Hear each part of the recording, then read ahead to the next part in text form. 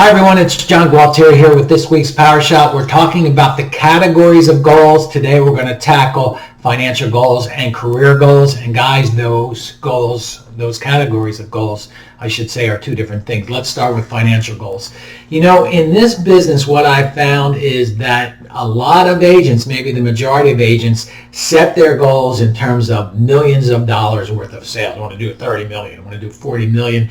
And you may find this hard to hear, ladies and gents, but at the end of the day, that type of barometer measuring stick is meaningless, utterly meaningless. It means nothing to your brain.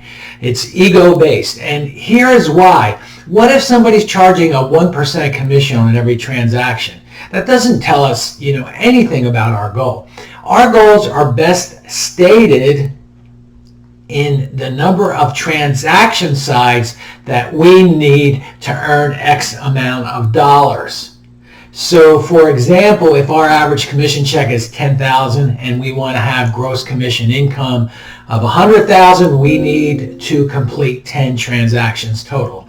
And the bottom line here is that that's how we want to do the calculation, because we need to speak to our brains in clear, concise terms.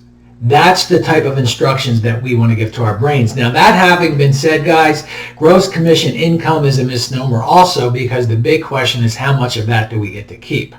So we want to know what our gross commission income is and state that number in terms of transaction size, but we want to make sure that once we chunk it down, we know how much money we're going to keep at that level of gross commission. Number two, career goals. These are things, guys, that fundamentally are different than financial goals. So you might want to go to your company's convention. You might want to achieve your GRI or your CRS or your EIEIO, whatever it happens to be, but you get the idea. These are things that during the course of the year you want to advance your career. And it's different than personal development. It's just focused solely on your career.